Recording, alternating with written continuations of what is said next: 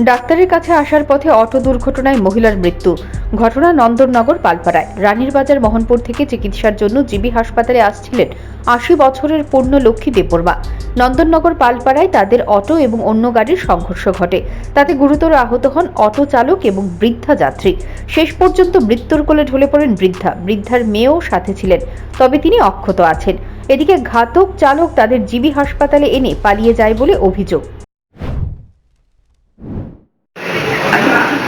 হয়তো হতাশ না জায়গায়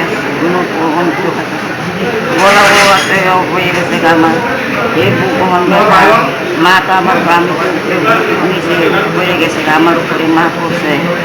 আপনারা কোন গাড়িতে আসলে? আমরা তো অটো দিয়ে আসছি। অটো দিয়ে কোন জায়গাতে গেলেন?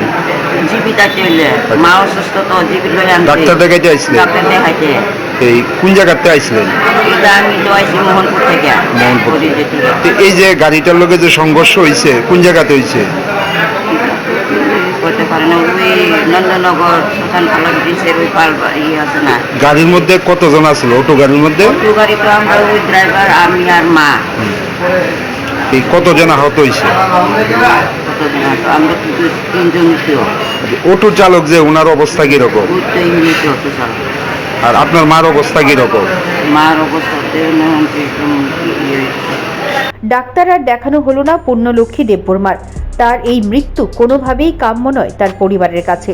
তবে বাস্তবকে অস্বীকার করার যে কোনো উপায় নেই। দুর্ঘটনা ফের কেড়ে নিল এক মহিলার প্রাণ। Bureau report, news prime Tripura.